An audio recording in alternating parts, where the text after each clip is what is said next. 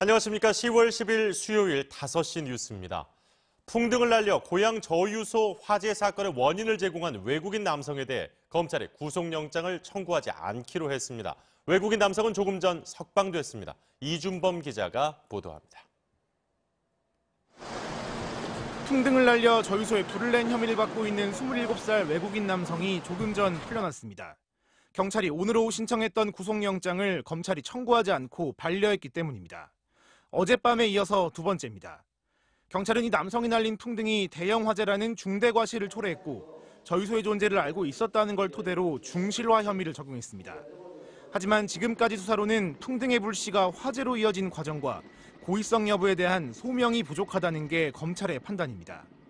경찰은 내용을 보완해 오늘 오후 2시 구속영장을 다시 신청했지만 검찰은 이를 받아들이지 않았습니다. 구속이 불가능해지면서 긴급 체포 후 신병 확보 시간인 48시간 지난 오후 4시 반쯤 이 남성은 유치장 밖으로 나왔습니다. 청와대 국민청원 게시판에도 화재 책임을 한 명에게 뒤집어 씌우는 것은 부당하다는 내용의 게시물이 잇따라 올라왔습니다. 잔디에 불이 붙고 폭발이 있기 전까지 상황 파악을 하지 못한 대한송유관공사에 안전관리 책임을 물어야 한다는 지적도 나오고 있습니다. MBC 뉴스 이준범입니다. 도널드 트럼프 미국 대통령이 2차 북미 정상회담 개최 시기와 관련해 지금은 선거 때문에 자리를 비울 수 있는 상황이 아니라며 다음 달 6일 중간 선거 이후에 열릴 것이라고 밝혔습니다. 회담 장소와 관련해서는 현재 서너 곳으로 압축해 검토 중이라고 밝혔습니다. 워싱턴에서 여홍규 특파원이 보도합니다. 트럼프 대통령은 오늘 중간선거 지원 유세를 위해 전용기를 타고 아이오와주로 이동하던 중 기자들에게 2차 북미 정상회담 개최 시기와 관련해 중간선거 이후가 될 것이다. 지금 당장은 갈 수 없다고 말했습니다. 이에 앞서 트럼프 대통령은 백악관에서 기자들과 만나 2차 북미 정상회담 개최지로 서너 곳을 검토 중이라고 밝히고 단 1차 회담이 열렸던 싱가포르는 아닐 거라고 했습니다. 트럼프 대통령의 개인 별장인 마라라고 리조트로 초대할 의향이 있느냐는 질문에는 김정은 위원장이 아마 좋아할 것이라며 가능성을 열어뒀습니다. He'd probably like that. I'd like that too. I think it would be good, but we'll see. We're talking about 3 or 4 different locations. 또 이번 폼페이오 장관의 4차 방북에 대해선 폼페이오 장관이 김정은 위원장과 매우 좋은 만남을 가졌다며 재차 긍정적인 평가를 내렸습니다. 폼페이오 장관도 이와 별도로 백악관에서 기자들과 만나 이번 평양 방문에 대해 진정한 진전을 이뤘다고 평가했습니다. While there's still a long way to go and much work to do, we can now see a path to where we'll achieve the ultimate goal, which is the full and final verified denuclearization of North Korea. 아울러 미 국무부는 브리핑에서 북한이 이미 파괴한 풍계리에 사찰단을 보내는 게 비핵화에 도움이 되겠느냐는 기자 질문에 취재진들을 단순히 참관하게 하는 것과 사찰단을 보내는 것은 완전히 다른 문제라며 사찰단 방북은 긍정적 조치가 될 거라고 말했습니다. 폼페이오 방북에 별다른 성과가 없었다는 미국 언론들의 비판에도 불구하고 트럼프 행정부는 북한의 비핵화 노력을 높이 평가하는 분위기입니다. 이제 2차 북미 정상회담 개최 시기도 중간선거 이후로 가닥이 잡힌 만큼 회담 장소를 최종 조율하는 문제가 남았습니다. 워싱턴에서 MBC 뉴스 여홍규입니다. 주한미군에 배치된 고고도 미사일 방어 체계 사드를 미국 본토로 이전할 것을 지시했다고 트럼프 대통령이 공개적으로 인정했습니다. 트럼프 대통령은 현지 시각으로 9일 아이오와주에서 열린 공화당 지원 유세 연설에서 우리가 엄청나게 부자인 한국을 보호하기 위해 10억 달러가 드는 시스템을 배치하고 있다면서 이같이 밝혔습니다. 트럼프 대통령은 구체적인 시점을 밝히지 않은 군 수뇌부와의 회의에서 사드 배치 이유와 비용에 대해 정확한 답을 듣지 못했다며 사드를 미국 본토로 돌려놓으라고 지시한 바 있다고 말했습니다. 문재인 대통령이 국회 판문점 선언 비준 동의안의 처리를 거듭 요청했습니다. 하지만 야당은 여전히 부정적인 입장입니다. 이덕영 기자입니다. 문재인 대통령은 오늘 수석 보좌관회의를 주재한 자리에서 판문점 선언 비준 동의안이 국회 상임위에 상정조차 안 되고 제자리에 멈춰 있다며 국회 비준 동의를 거듭 촉구했습니다. 문 대통령은 한반도 상황은 판문점 선언에 이어 평양 선언, 2차 북미 정상회담 등 빠르게 앞으로 나아가고 있다며 비준 동의의 필요성을 강조했습니다. 한반도 평화의 새 역사를 만드는 일에 국회도 동참해 주시고 정부가 더 잘할 수 있도록 힘을 보태주시기 바랍니다. 오늘부터 시작되는 국정감사와 관련해서는 헌법이 국회에 부여한 권능인 만큼 성실히 임해달라고 주문했습니다. 그러면서 헌법재판관 임명과 관련해 국회가 스스로 추천한 후보자 3명에 대해 인사청문 보고서를 채택하지 않아 헌법기관 마비 상태가 계속되고 있다고 지적하며 국회도 헌법이 부여한 책무를 다해주기를 바란다고 말했습니다. 하지만 판문점 선언 비준 동의에 대해 야당은 오늘도 부정적인 입장을 밝혔습니다. 국회 외교통일위원장인 자유한국당 강석호 의원은 비준 동의는 북한의 비핵화에 대한 가시적 조치가 나오기 전까지 신중히 따져봐야 한다고 말했습니다. 바른미래당 손학규 대표 역시 판문점 선언 지지 결의안을 국회에 내겠다면서도 국회의 비준 동의는 법리적으로 불필요하다고 밝혔습니다. MBC 뉴스 이덕경입니다. 강경화 외교부 장관이 남측의 대북 제재인 오이사 조치의 해제를 관계부처와 검토 중이라고 발언한 데 대해 정부는 남북 관계와 제재 국면을 고려해 검토할 사안이라고 밝혔습니다. 정부 당국자는 강 장관의 언급에 대해 유엔 안보리 결의 등 대북 제재의 틀을 훼손하지 않는 범위 내에서 유연하게 검토해볼 필요가 있다는 취지라고 설명했습니다. 다만 이 당국자는 현 단계에서 정부 차원의 본격적인 검토가 이루어지는 건 아니라고 해명했습니다. 문재인 대통령은 음주운전 사고에 대한 처벌을 강화해달라는 청와대 국민청원과 관련해 재범 가능성이 높은 음주운전의 특성상 재범 방지를 위한 대책이 필요하다고 밝혔습니다. 문 대통령은 오늘 수석 보좌관 회의를 주재한 자리에서 음주운전 사고는 실수가 아니라 살인 행위가 되기도 하고 또 다른 사람의 삶을 완전히 무너뜨리는 행위가 되기도 한다면서 특히 재범률이 45%에 가까워 매우 높다고 말했습니다.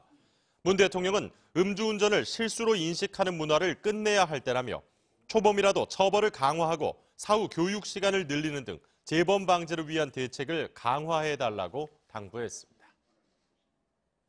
국회 국정감사 첫날인 오늘 대법원에 대한 법사위 국정감사가 시작부터 파행을 겪었습니다. 자유한국당 등 야당 의원들은 김명수 대법원장이 질의응답에 직접 응할 것을 요구하며 한때 국감장에서 퇴장하기도 했습니다. 임현주 기자가 보도합니다. 대법원 국정감사가 시작부터 파행을 겪었습니다. 김명수 대법원장이 직접 출석해 질의응답에 응해야 하는지를 두고 1시간 가까이 공방이 벌어졌기 때문입니다. 자유한국당 위원들은 김명수 대법원장이 춘천지방법원장을 지낼 때 양승태 대법원의 공보관비를 현금으로 받아 사용한 부분을 직접 해명해야 한다고 주장했습니다. 이에 대해 여당 위원들은 대법원장이 국감장에서 질의응답에 응한 전례가 없는데도 야당이 삼권분립 정신을 훼손하려고 한다고 맞섰습니다. 야당 위원들은 항의하며 국감장을 퇴장하면서 국감은 오전 한때 파행을 겪기도 했습니다. 안철상 법원행정처장은 감사원도 공보관실 운영비를 현금으로 지급하는 것에 대해 지적한 바가 없다며 법적으로 문제될 게 없다고 해명했습니다.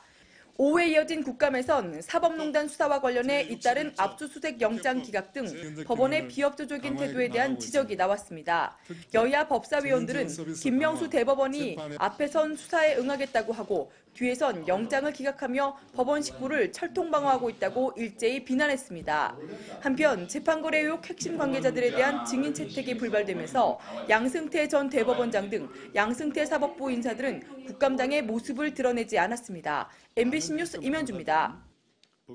자신의 회고록과 관련해 진행 중인 형사 재판을 광주에서는 못 받겠다며 재판 관할 이전 신청을 냈던 전두환 씨가 광주고법에서도 이 신청이 기각되자 대법원에 항고했습니다.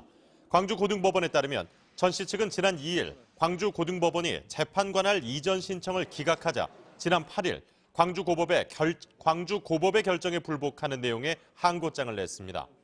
광주고등법원은 그러나 재판 관할 이전 신청과 관련해 항고가 받아들여지는지 여부는 법률적 판단이 필요한 사안이라는 입장이어서 실제로 대법원까지 갈지 여부는 미지수입니다. 최근 이명박 정부 시절 댓글 공작을 지휘한 혐의로 구속된 조현오 전 경찰청장이 국정감사 증인 출석을 거부했습니다. 국회 행정안전위원회 이재정 의원실에 따르면 조 전 청장은 내일 열리는 경찰청 국감에 증인으로 출석할 것을 요구받았지만 이를 거부하는 불출석 사유서를 행안위에 제출했습니다. 조 전 청장은 자신이 피의자로 구속된 상태로 국회에서 증언해야 할 내용이 형사 책임과 관련이 있어 출석할 수 없다고 불출석 이유를 설명했습니다.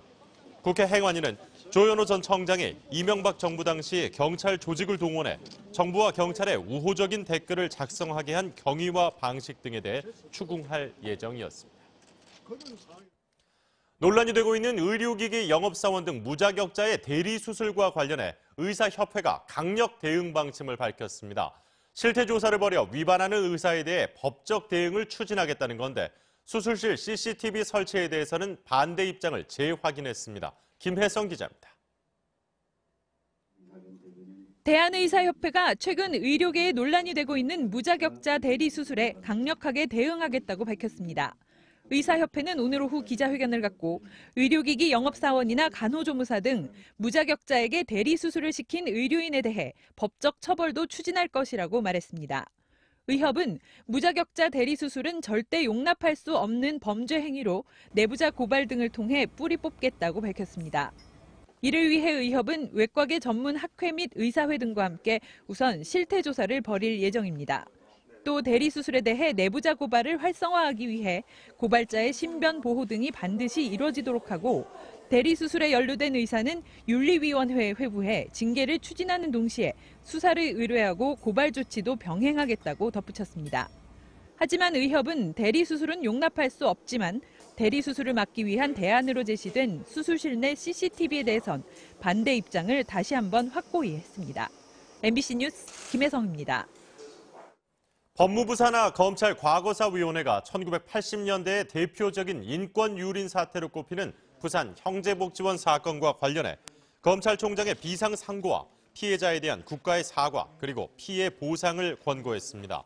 과거사위는 오늘 대검 과거사 진상조사단의 조사 결과를 넘겨받아 국가가 형제복지원 피해자들의 피해 회복을 위해 노력하고 수사를 축소했던 검찰도 과거의 잘못을 반성해야 한다고 밝혔습니다. 부산 형제복지원은 지난 1975년부터 불황이를 선도한다는 명분으로 시민들을 불법 감금하고 가혹행위를 일삼았다는 의혹을 받았으며 1987년 검찰 수사로 재판에 넘겨졌지만 대법원은 무죄를 선고했습니다. 우리 국민 10명 가운데 4명은 가계 빚이 있는 것으로 나타났습니다. 전체 가계 빚도 늘어났는데 집을 담보로 돈을 빌리는 주택담보대출의 영향이 컸습니다. 홍익표 기자의 보도입니다. 국회 정무위원회 더불어민주당 김병국 의원에게 나이스 평가 정보가 제출한 자료에 따르면 올해 6월 말 기준으로 가계대출을 받은 사람은 모두 1,903만 명, 우리 국민의 약 37%에 이릅니다. 가계부채 총액도 지난해보다 77조 원이 늘어 1,500조 원을 넘어섰고 한 사람당 짊어진 부채도 지난해보다 260만 원이 늘어난 8천만 원에 달했습니다. 가계부채 증가를 주도한 것은 집을 담보로 잡힌 대출자들이었는데 주택담보대출 보유자는 총 631만 명, 한 사람당 부채는 사상 최대인 1억 5,400여만 원이었습니다. 또 1주택자의 대출은 지난해보다 329만 원가량 늘었지만 다주택자의 대출은 156만 원가량 감소했는데 이는 서울 집값 상승과 똑똑한 한 채 선호 현상의 영향을 받은 것으로 풀이됩니다. MBC 뉴스 홍익표입니다. 부동산 전문가들 사이에서는 1년 뒤에 서울의 집값은 상승하겠지만 비수도권은 하락할 것이라는 전망이 우세했습니다. KDI 경제동향 10월호에 따르면 올 3분기 부동산 시장 전문가 설문조사에서 전문가 102명 가운데 46%는 1년 뒤 서울의 주택가격이 현재보다 상승할 것이라고 전망했습니다. 현재와 비슷할 거라는 답은 26.5%, 하락한다는 답은 27.5%가 나왔으며 비수도권의 주택가격은 51%가 하락할 것이라고 답했습니다.